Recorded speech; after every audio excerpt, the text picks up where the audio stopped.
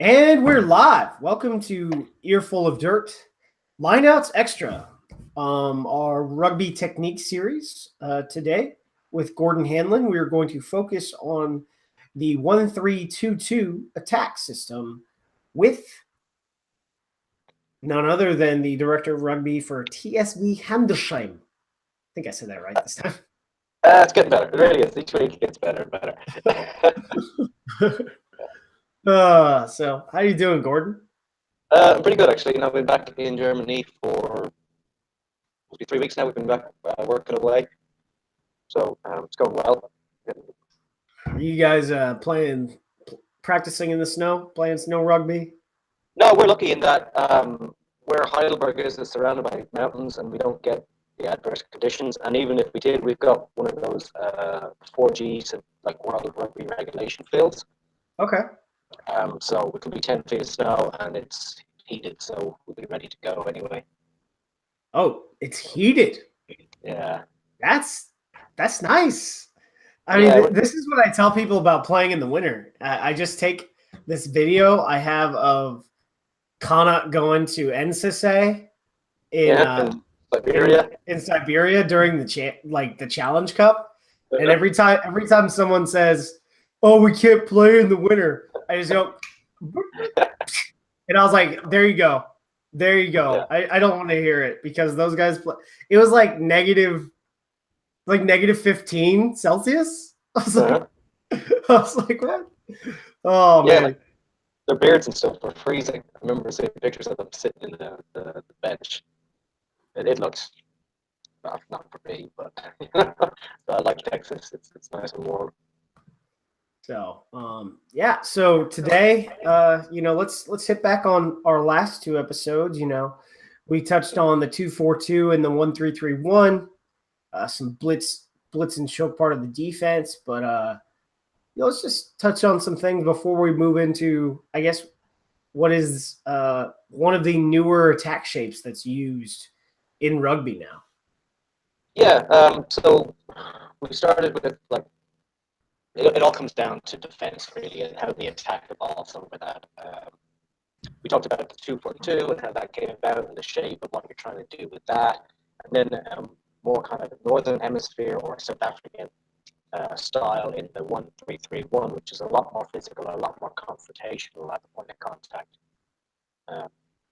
But we started to address the problems and how to get around them and how to stop them. And this is what the 1-3-2-2 has come out of. It's the latest trend, I guess you could say, as to how to beat the rugby league style defense. And they've taken inspiration from the rugby league style attack. And it's where I think the game is going to go. When I was at the Rugby Academy in New Zealand, I had to do a presentation at the end, and it was on basically rugby league shapes and structures in attack that are going to become more prevalent in union. Kind of like multi-layered attack. So you'll have two guys at the line and then two behind, that kind of stuff. And that's what 1-3-2-2 has become. It's a way of getting around the blitz defense. It's a way of pinning defenders, and it's newer and it's not as easy to defend because the teams don't have the same experience or footage that they do have on the 2-4-2 or the 1-3-3-1. And so we've talked a little bit about why. So emergence with, say, running 10s and skilled 12s. Like how does that push us towards this? I mean, we talked a little bit about rugby league defense as a way to attack that. Yeah, so you look at a lot of the modern number 10, it's changed. It changed from Bowden Barrett to Dan Carter to Bowden Barrett, Johnny Sexton to Ronan Garrett to Johnny Sexton. So now the number 10s are a lot more mobile. They attack the line more. They have the ball in their hands more. Number 12 is another strategy. Actually wrote an article that we probably should share. It's pretty good. the writing's not good, but the content. During the World Cup, we saw the rise of dual distributors. So Argentina played with two playmakers. Australia had two playmakers. Whereas before we used to have a number 12, just big mountain man, he'd get the ball, he'd crash, and then you'd play off that. Well, now the number 12, much like the forwards, have become a lot more skillful. The decision making is better, their vision is better. So having these two options to be able to attack with the 10 or with the 12, to find space and to pass and move, like the 1-3-3-1 became very restrictive. Because if you're going to hit in one side and then you have two, like England have with Farrell and Ford, get the ball in their hands, give them time and space and they will find opportunities. But if we have just two pods of forwards that are hitting up, well, then you're kind of taking away their value. That's like we talk a lot about New Zealand, but you look at the wave of number 10s coming through New Zealand. You've Richie Mwanga, the Crusaders, he likes to run and attack. Mackenzie, he likes to attack. Bowden Barrett likes to attack. So these number 10s are starting to become more, I guess, like the dual threat in football with the running quarterback. I guess it's starting to transition towards that. The dual threat. And then, so like the 10s are, but you're seeing, I guess, guys playing fly half that are just bigger. Because was it you mentioned Farrell? Owen Farrell's not some small dude. Although if you compare him to some of his friends, he looks a little smaller, but he's really not. Yeah, no, I was actually surprised. I was over there before Christmas, just seeing him in person. I was like, wow, you're a lot bigger than expected. Yeah, he really is. I mean, excuse me. Yeah, so 10s are bigger. They're able to attack the line. You look at South Africa, the number 10s they have. We want these number 10s attacking the line now. That's the way the game is going. So, who uses the 1-3-2-2?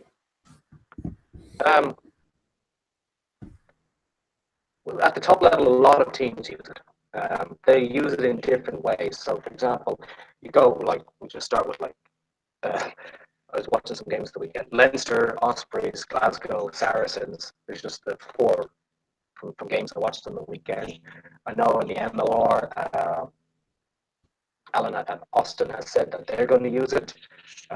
Huge Sabercats are using it. I saw a tweet from the National Development Summit with the US there, and there's the US attack coach was explaining attack patterns with the 1-3-2-2. So I'm assuming the US is going to be using it soon. Yeah, I mean, I think I'll try to get Greg McWilliams, the new attack coach, on at some time to talk about what they're doing at the Eagles level, because he was very surprised at the reception he received at the NDS, and then he was very happy to hear. I was like, well, Greg, like a lot of people that were there are like talking about your presentation. Apparently there were 60 people that were turned away because the room wasn't big enough. So, I mean, people like when they're going to the NDS, I think they're really looking, that's one of the big things they want to see is they want to see the innovation coming from, the national team level, which I think seeing what Greg did there, he talked about a lot of different attack styles, which because he sent me the presentation, but I think we're gonna see the Eagles using at least part of that in part of their game plan. Yeah, and that's the thing. It's I see it. We talk about it as an attack shape, but I really kind of see it as more of a structure, which is transitioned into and out of. So it's very easily identifiable, but you have to be very good at the other parts of the game when you're not in this structure. I guess we'll get to it now. I assume. So let's just get into it. What is the 1-3-2-2? For anyone watching live, I can screen share this, but I will definitely put the images up on the back end of the show. Yeah. So as we talked about, like 2-4-2 and 1-3-3-1 is the organization of the forwards on the field, and it's the exact same for 1-3-2-2. So you'll generally have your hooker on the left, and he's like a lone player in the near channel. Then you'll have the three the athletes of the team. So it'll be your two front rowers and your less mobile second rower. Close to them, you'll have your more athletic second row, like a Brody Metallic or a Barrow Itoje, and a really powerful line side flanker. And then just like in the 2-4-2, you have your 7 and your 8 out in the far channels, the more skillful players who can find space and, who can put players into space. So you have one on the left, 3 in kind of the middle from the 15 to the 30 meters, 2 close to them, like maybe anywhere ranging from 5 to 15 meters away, depending on what happens, and then 2 on the far channel. So, I mean, when we look at the shape, you also see a rotation. So, when does the shape tend to shift from going from left to right, and then going from right to left? Yeah, this is where I think it gets fascinating. So there's two ways of playing this, and you'll see how teams change a lot depending on where the set piece starts. They will number off 1-3-2-2 based on near side to far side. So if you've got a line out on the left, it's just like we explained. If there's a line out on the right hand side, or let's say there's a kickoff that you win. We've got some really good video of this actually. I can show you. A kickoff that you win on the right hand side, then you will set it up in the opposite, almost like a mirror image.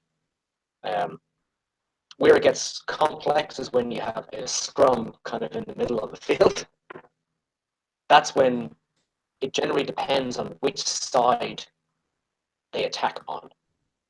So let's say you have a scrum in the middle and we attack right. Well, your back rowers are going to be there. It's going to take a long time for your props and your slow second row to get into that close position. So if you attack right, the shape will be reversed left sometimes. Okay. But again, it's up to preference. Some teams will slow it down and have the front rowers come across. So it's open to interpretation. And we'll talk about the differences, the nuances, I guess you could say. Okay, so let's get into, I guess before we sort of touch on looks and options, how are you grouping, pods specifically in this? Because you sort of touched on it a little bit at the beginning, saying, the hooker is going to be here and these guys are here, but then how do you group your backs with them? And then I'll put images up for you guys later on. Yeah, so it's kind of like it's close to the 2-4-2 in the pairings. So you could call it the core and the edge group. So the core group would be that group of 3, and then the lock and the flanker. And then with them you have your 10, your 12, possibly your 13 or your 15. And the back's positions are almost like a pendulum. So sometimes the number 10 is standing in the first receiver spot, and then the group of 3 is outside him. The 12 will be behind those 3, and then the 13 behind the other 2. If the 10 happens to be behind the 3 forwards, then the 12 is behind the next 2 forwards. So they just kind of like almost like panning for gold. They just shuffle left and right, based off of what they see and what they're trying to do and how far from the sideline they are. And then with the edge groups, you have your wingers, your fullback, your 13, always inserting and trying to attack and link from the middle to the sideline. Gotcha. So how do you get this? What do you mean by get it? Like, so Get to it, yeah, okay. how do you get to it? Well, I'll give you an example. Again, these are just something I saw from games on the weekend. Um, there is a clip from Saracens have a scrum on the right-hand side against the Ospreys. I believe it Apola picks and goes, makes like 25 meters because no one can tackle him.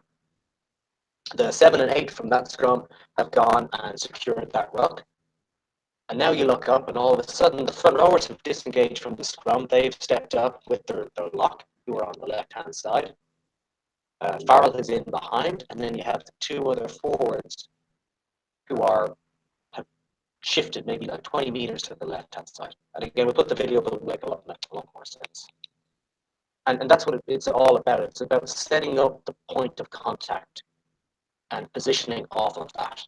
So I assume the Saracens didn't expect for Billy to make like 30 meters on a pick and go from the base of the scrum, but they transitioned into it.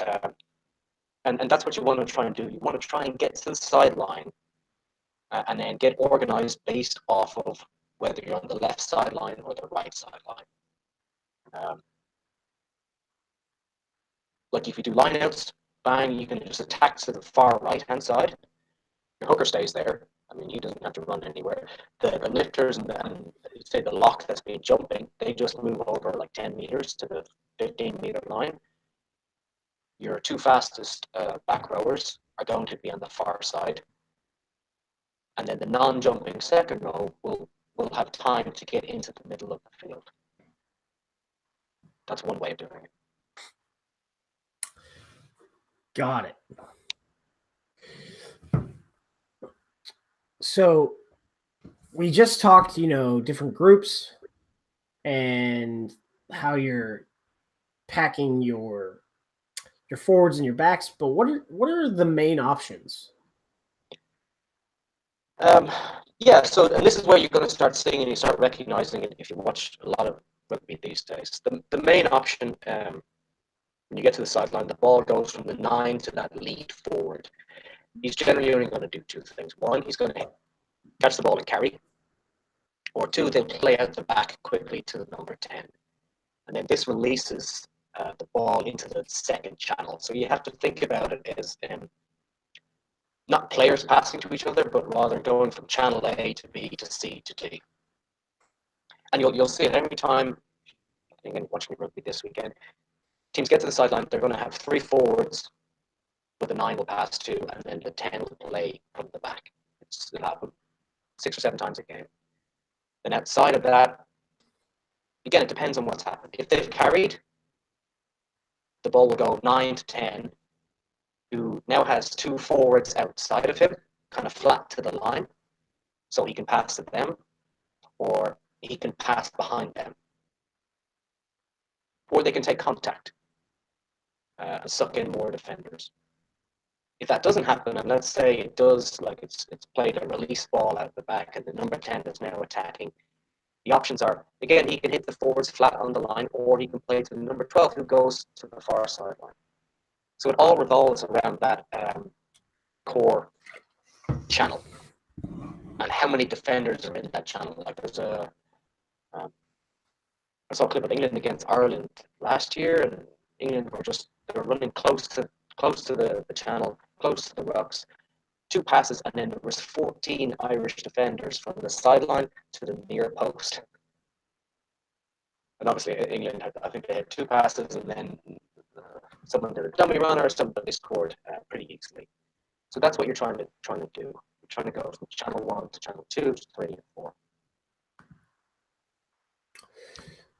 So, I mean, we did talk split up core and edge groups, but so the next move forward, for all our coaches out there that definitely listen to this is how do we coach it? And then for the player, how do you train it? Okay. So it's a little bit more time intensive than the 2-4-2 because you have more options. It's kind of closer to, like the micro skills needed are closer to 1-3-3-1. And you start with again, and this is where it's easy to coach if you have, like, let's say you don't have two full squads and you're short on numbers. Oops. You set up the one small shape, and then you could just run through that one small shape. So even if it doesn't matter if you're in a different position or not. So just start with, let's say we just start with those front 3 forwards and then the back in behind. Just work on that channel. Keep working on that, keep working on that. And then, or if you have numbers, you could work on the second channel at the same time. And you just start, if you split it into 4, and just keep working on decision making and the skills needed. So props being able to play that release pass out the back.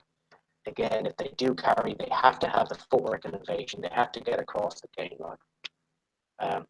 The second row and flanker channel, like the strike group, they have to run really, really good lines. They have to be able to find space and see space. And also, because their lines are generally going to be coming to be an unders line, they're coming infield, they have to be able to run an unders line and also release a back on an over. So that's kind of a complicated pass if you're doing it at full speed and you haven't done it before. So just get everyone just to practice these in their small channels, their small groups, and just go through the decision. Like start with walking, put 2 defenders or 3 defenders, and the defenders change their positions. Like we do a lot of it, but single best way is to put out 2 or 3 cones of 4 different colors, and then the defenders, let's say one time they're on the blue cones, it's a different shape. Next time they're on the yellow cones or the white cones or whatever. So the attackers are constantly seeing different defenders. And then when you've gone through these like smaller channels, you just build it up just like 2-4-2. Go core and edge group. So group the 3 forwards and the other 2 strike groups together, and then group the sideline guys together, and then just get them kind of working together. Now, instead of being 3 defenders, you've got 6 or 7. Sometimes you carry, or sometimes you play at the back if there's space, and you're trying to always just find space and get across the game line. Just like it's like the pendulum we've spoken about. You don't want to do it once and then walk back, because it's not helpful. So what you have to do is you've got to go through the phases 5 or 6 times each group. Then you change over. So the players have to get used to getting back into position. That's why like 90, 60, 90. I don't think we've explained it, but we keep talking about it. And it's basically from a scrum, let's say you want to, instead of running at 70% to stay nice and fit, you're not going to impact the game that much. You have to, like the first 10 meters has to be 90% of your speed. Then it's 60% to adjust, look up, get the positioning right. And then when the ball is close to you again, it's 90% to go from that. You want to accelerate into contact. You don't want to be running at 100% and have to slow down to catch the ball. So you want to kind of get the ball at 90% and then take it to 100. So when you've done the middle group, again, it's the exact same from the wide group. And then there's 2 ways of doing that. What you can do is that same pendulum technique. You can go left, right. And again, just have like a number 13 in the middle, just linking both sides up. No defensive pressure in the middle. Or what I find is better when you get to these outside groups is to play it kind of like an elastic band. So you start with the ball inside the 15-meter channels, have your attackers on the outside, from the 15 to the sideline, defenders giving different shapes again, play the ball quickly, they attack if they get touched, they form a breakdown, and then the ball is passed back in field. So they get used to attacking, getting set, which is one of the strengths of this formation. A lot of teams will use it whereby they'll attack wide, they'll make some meters, then they hit their bigger forwards to carry and to suck in defenders. They'll snap quickly back to the sideline to draw more defenders in, and then hit those 3 forwards again and play out the back. So instead of having the team having a defensive line with 12 or 13 people, in 3 phases they've taken that outside defensive line to maybe 7. So that you have to get in the habit of playing quickly. And again, the pass, you don't have to. When they pass it from the ruck, back across the 15 meters. It doesn't have to create anything. There can be someone just standing there catching the ball. Have a hard 3 count or 5 counts to get set and attack again. And just go left, right. Just keep making decisions, keep executing the micro skills. That's the single best way to coach that.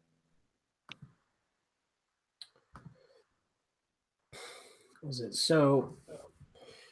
Are Leinster going to be the European champions this season? It's Rory Jackson who gets us underway, and straight onto the ball is Matawalu. So a very alert beginning from Matawalu there. Here's Peter Horn. Play on. And it's Rory Jackson coming into the back line. And 2 ways. You split your 2 sides either between forwards and backs, and then you have your inside center act as a link. Yeah, and that's what you want to kind of do. You think about it as, that the 10 and the 12, they control the middle group, and then the 13 is that link. It's very important. The 13 has to be able to run hard and straight lines, because generally the 13s, when the ball is sweeping left or right, 13s need to be able to straighten up. Otherwise, they just kill all the space for outside. So having a 13 which has a really, really good pass, they have to be able to like one of those, like a bullet pass, basically. They have to be able to run straight and hard lines, fix the defenders who are drifting across, and get the ball into space. So your 13 is very important to link up, either with his hands or with his feet. If you can put a 13 in space that can run and make line breaks like Izzy Folau, then you have a lot of options as well, because he forms a breakdown 10 meters behind the defensive line. Now everyone is rushing forward. You have a lot of options from that. So your 13 either has to be able to pass brilliantly or use his feet footwork to get by defenders. And again, it's to coach it. It's just, this is the beauty of this thing. It depends on how many numbers you have. If you've got 10 people at training, or you've got 50 people at training, put one side on attack, let them do 4 or 5 phases, change over. Now they have to defend. They have to work on their alignment as well. And it's not just the attackers which are learning things in this. The defenders are also learning how to go from there. Okay, well, I have one guy who's way behind. Now he has to catch up and get connected.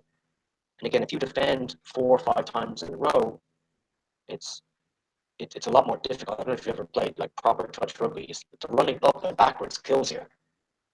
Proper touch rugby. You want me to play league? No, you basically. Yeah. Are you kidding me? No, dude, there's only like so many things I could do in life, and league just. I mean, it might be cool. I just don't have the time. All right. Yeah. No. Although I understand proper touch is a killer for the fitness, which I just rather do other things. Yeah, no, it's incredible. I got asked, I'm coaching our clubs, helping coaching the club's touch rugby team here, and you learn so much, because it's a completely different game, but it's all based around space and running lines. So I'm learning an awful lot about that. It's actually a couple of things I'm taking from touch we're taking into our 15s squad. So it's been really, really good. But yeah, it is. You're right. From fitness, the running up and back is a killer. And on that 5th or 6th time when you've had to run up, you had to get connected, make a defensive line. When you have to come back again, you're pretty tired. And if you do it just once, or if they're not, no one cares about defense, then it's a waste of your time. So there has to be equal weight put into the defensive side of it as the attacking side of it.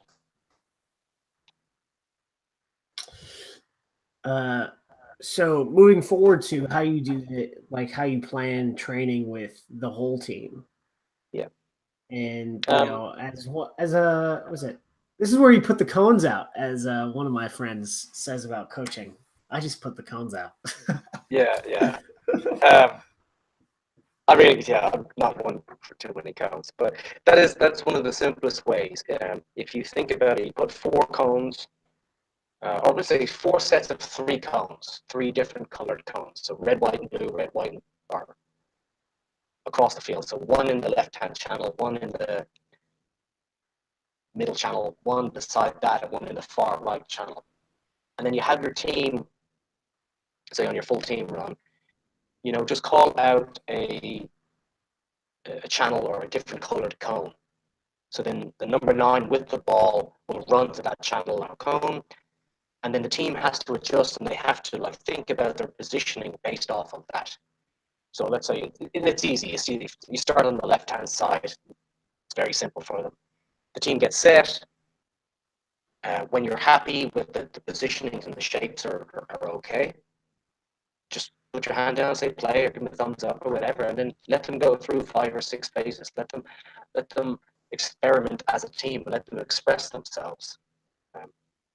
And you just keep doing that over and over again. It's just like the smaller scale, but again, just have them run to the middle, get set, and this is where we spoke about the rewind technique. So they sprint, they'll sprint there, some of them be really eager. You say, okay, you're in the right positioning, you stop it, you make sure everything is correct and everyone's on the same page and there's understanding. So it might take an extra 30 seconds from the time you say go to the time you're actually allowing them to play rugby. But they need to understand, they start to predict where they need to be. If they look up and say, okay, the ball's going to be over there, I need to be here. Or our second row is running that way, I need to be over with him. And it just start doing this way. And that's the easiest way because everyone stop and you can use your phone, or if you have performance analysis videos. Simplest way is just take your phone if you're an amateur club. Take a snapshot. Well, okay, the next one, take a snapshot. You show them the right way, show them what it looks like when it's done correctly. And then you say, hey, Aaron, you were here, you need to be over there. Or ask them where they need to be. Just ask questions, so tell them. Hey, you're the only one I've ever heard talk about, let's use the butterfly effect in rugby. I just want to point that out. Yeah. Let's use the butterfly effect. You're weird. Well, I also... Yeah. It totally applies. I'm like, what? I also made a Legally Blonde joke. I don't think there's too many people doing that. But yeah, the butterfly effect is it's a fascinating thing. Okay, if and when, okay, we've done this, now what happens? And just so people start to, at walking pace, just like you said, was the crawl, walk, run that you said a couple of podcasts ago. But just getting them used to seeing what their decisions and their actions impacts. If you go here versus there, if you step in versus step out, and you only have to do 1 or 2 in a training session, because too many will overload it. But if you can focus on just 1 or 2 decisions, this week we're going to look at that. We're going to look at what happens when our prop carries the ball, and then our second group of forwards carry the ball again. Now, what are our options? What do we have to do? Versus if the prop has passed the ball, the second group has passed the ball. We look at how everyone's positioning changes off of that. And again, it only takes a couple of minutes, walk through, and then just let them play. As I said, it's from the cones you can go to transitions. So you start with a set piece. Say we're going to do a line out here on the left-hand side. Again, do your line out, execute your skill. The backs will make a call if it's red, white, or blue channel, or whatever zone you want to get the ball into. If it's a snap ball, it's going to come back. Backs will do that. They like to see important when everyone's playing pocket rugby. And then the forwards get their positioning based off of what you want them, and then you let them play. And that's how you start it. And obviously, the more you do, the more reps you get this, then you can start doing a jogging pace. Then you can start going at full speed. And when you go at full speed, there's going to be mistakes. That's just naturally going to happen. And the thing is, just like we said, butterfly effect, you cannot stop it. If you see one mistake and you stop it, people are never going to learn. You have to look at the consequences of the mistake. So if someone runs the wrong line and gets the ball isolated, okay, well now this forward from over there has to come here, he has to go there. And now look, look at like the consequences of what your actions were. It's really, really important that people understand that everyone is on the same page.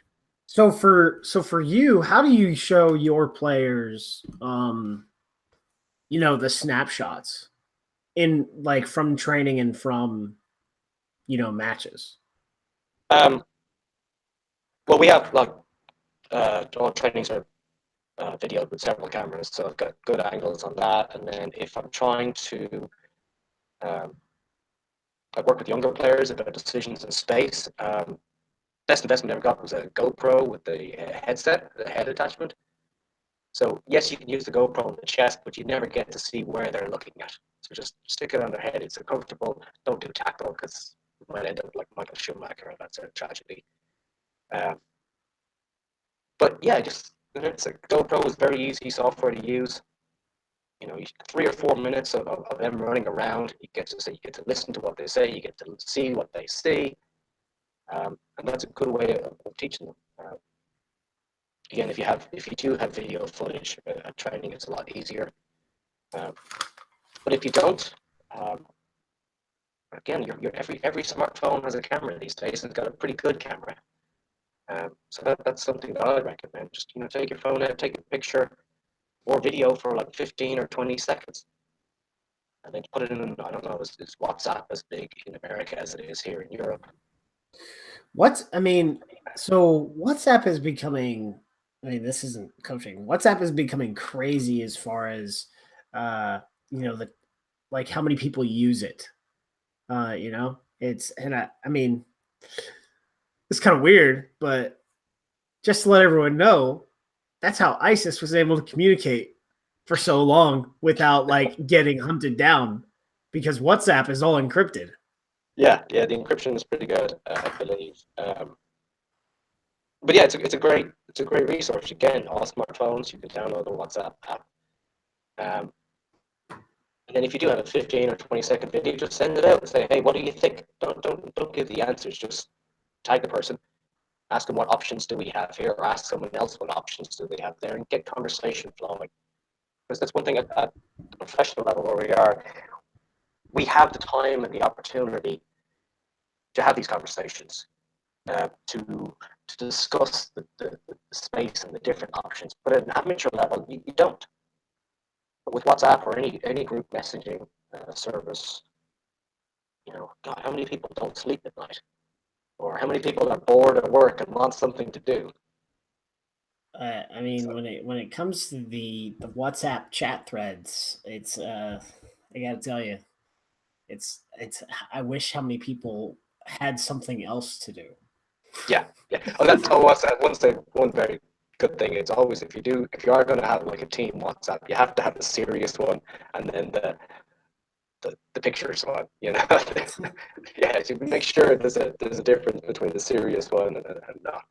Post your content in the serious one, unless it's like player falling over a ball or something like that. Then as a coach you can make fun of it. So, what are cues for different options, and why and where? Okay. The main reason that we use this shape is to slow the line speed.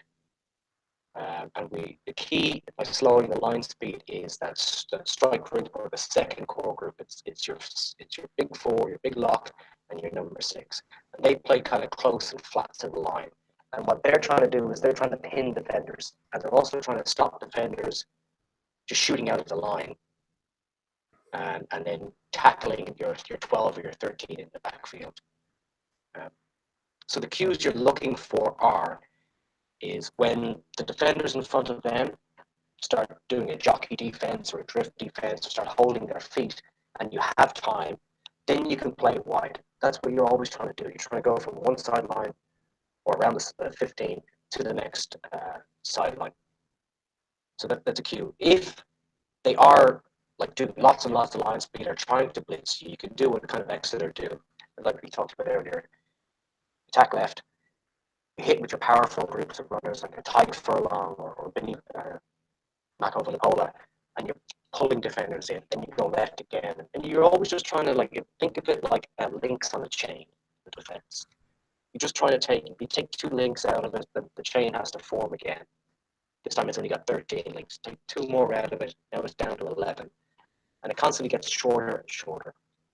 So what you're looking for is you're looking for mismatches in the wider channels.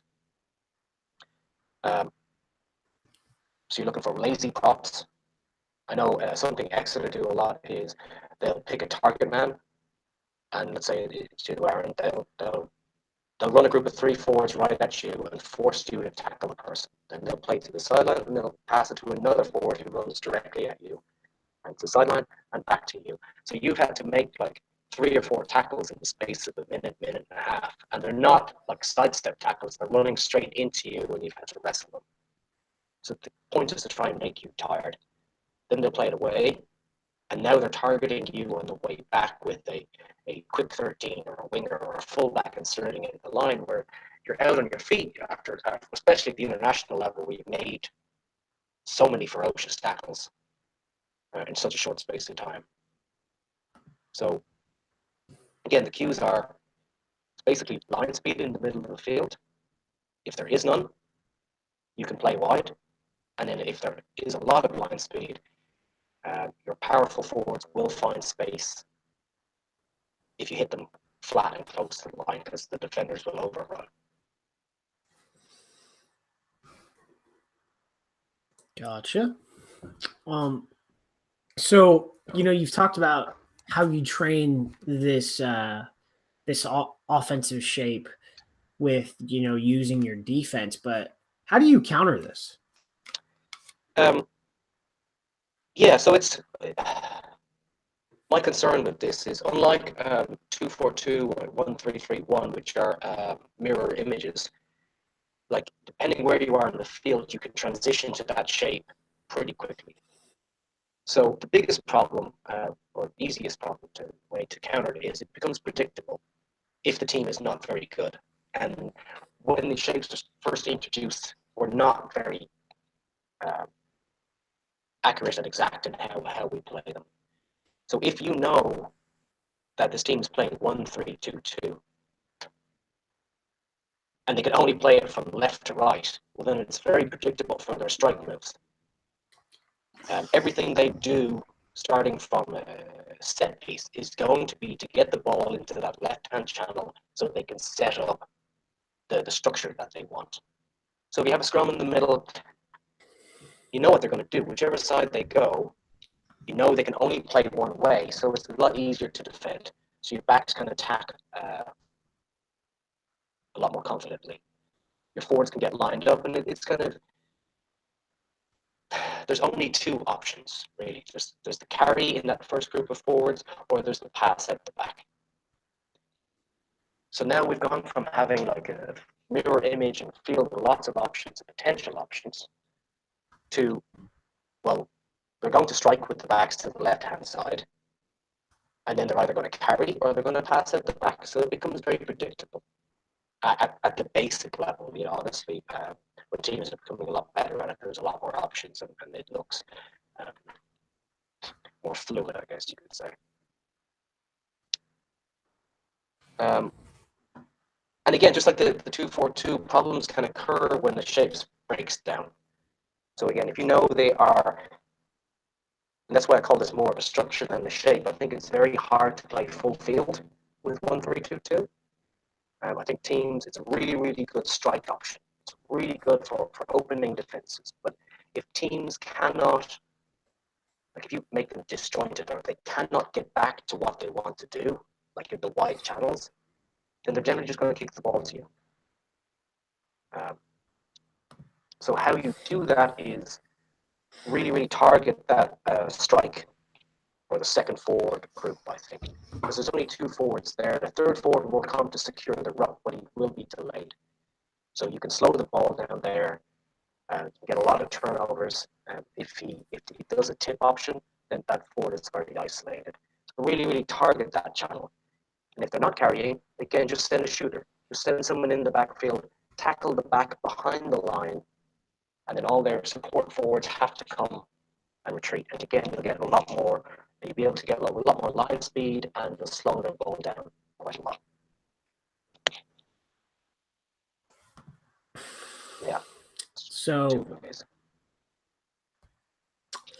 wow, I think that really kills it for us.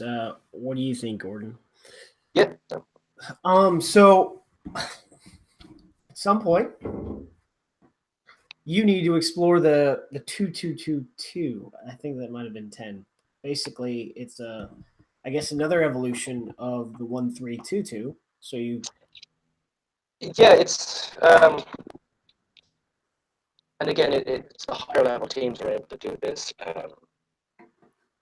Eddie Jones's England are doing something similar, but it's kind of like a 1-2-2-2-1 type thing. And then the All Blacks will play like a 1-6-1, where the forwards are very spread out. It is, again, it's closest to rugby league style attack for rugby league defenses. And I think it's probably maybe 2 or 3 teams at the next World Cup cycle will be playing that. Yeah. I'll do some research on that one. So for the American coach and the American fan, if you're in the Austin area or the Houston area, you'll be able to see the 1-3-2-2 attack all the time because Alain Hyardet is running the 1-3-2-2, and I know Justin Fitzpatrick, based on your guys' conversation and some conversations I've had about with Houston, is that's what they're doing. But I also know from my interview with Alain Hyardet is that once he's installed the 1-3-2-2, he's going to shift, I believe, to a multiple look and plans to, shift between 1-3-2-2 and 2-2-2-2, which will be very interesting because it's not. I know some club teams in the U.S. have tried to play that system, but it's just at a certain juncture we need more sessions like these so that people know, they have a place to work from when they want to do something different. So I assume Glendale will be incorporating it a bit because I know when you spoke to me, he said he likes 1-3-3-1 with all the options and the extra things you can do. And I assume the extra things is this right here. Yeah, I think. I mean, based talking to Dave, he's real into the 1-3-3-1, and then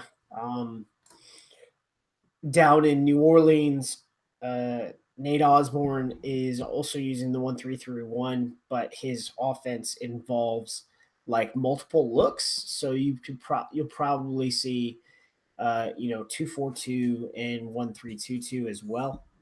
So in addition to like shapes, these guys like to play wide open. So I think there's going to be a lot of scoring in this league. Yeah. And then that's a lot of teams will do that. They'll play like in their exit zones. They'll do a simple 2-4-2 because middle group hits up, secures the ball easily, and then you've got 2 forwards, left and right, to change their kicks, and then they'll transition from the exit zone to the play zone with more looks and options that they really want to stretch the defenses. So yeah, the defenses are going to have to be a lot better than what I've seen normally in the US, and I'm sure they will because it's a much higher level. So for you, say you're installing this system, since we're talking about teams approaching this with running a multiple offense with this as their base. What kind of time does it take to install, say, this offense, but install to have a multiple offense with this or another as your base and this being morphed off that? Wow. How long is a piece of string? It really... Well, if the yarn ball is pretty big, it might be, from here to across the street. It's it really depends on the players that you have. So when I started coaching New Zealand, we had 1-3-3-1. Wasn't working. We went in on a Tuesday. Johnny Barrett and Jack Goody and stuff were there. And like, okay, we're going to switch to 2-4-2, and just okay, you know. And it's kind of like if you understand the key roles of each area, like if you think about the field in channels rather than, well, I'm a position, this is my position, I'm a hooker, I have to do this. So you go from left channel to right channel and middle channel. And if you can think about it that way and you coach it that way, where it's always about space and it's always about options, well, then it's a lot easier to implement than trying to like NFL style it by doing your like the whiteboard and X's and O's and stuff. If you do it that way, it's going to take a long time because you have to teach the players in the way that they will learn. And well, I mean, you use magnets, so it's sort of the same thing, except not nearly as many pictures. Yeah. And again, it's pictures. Some of them will have to do it. Some of them, some of them will need to see cones on the field. Yeah. Well, one things that I saw from Greg's that were another picture that was used at the NDS from, I think maybe it was during the question and answer session. I don't know, but it was I don't know what kind of game you would call it. And those like vibrating boards where you just have like football. So I wouldn't call it that, but it was like a mini pitch laid out in the Army. We'd call it a sand table, but it was for rugby and it was green, so it wasn't in the sand. But you had basically 15 figures on each side, and they were sort of like doing rugby chess. That's a way. Yeah, and that's a great way because you have that tactile thing of the connection where the player has to pick themselves up and then put themselves, and it's just like that butterfly. They get to see what is happening, and that's a really good way for all clubs. I'd recommend doing that. You can get, I think you can print out a rugby field, put it on what's bigger, an A2 size paper, and then just stick it in a cheap IKEA frame, picture frame. And then go to like even just random blocks of wood if you have any offcuts or something. Paint some numbers on it, and then for like probably less than $10, you have your green sand table. There you go. Well, Gordon, thank you for today, as always. Looking forward to our next chat. We probably want to explore defense because we have hit on, 3 different offenses that will definitely give, I think, fans as well as coaches something to look at and learn from. But the thing that I know Americans need to learn about is always defense. Everyone, defense wins championships, they say. Well, no one told Tom Brady that. All right, everyone. Let's see. The show is back 10 p.m. Eastern, 7 p.m. Pacific this coming Monday. Apparently the XFL is back, so we're going to discuss something. We're going to discuss some stuff about that. And then the America's Rugby Championship is back, although it kicks off this weekend with the first match of Canada hosting Uruguay. The Eagles don't start till next week, so we'll preview the 5 ARC matches for the USA Eagles on Monday night. Gordon, I want one of those shirts, though. Yeah, I can get you some. Actually, we got some really nice kit here. Nice. Really nice rain jackets. When I came, it was like 80 degrees, and they told me it was sunshine all the time. And then I get my kit, and I'm like, why is 60% of it rain gear? So I'll send some over. I'll send some whiskey to Grant as well. He likes that. Well, the whiskey's available domestically. I found it. So yeah.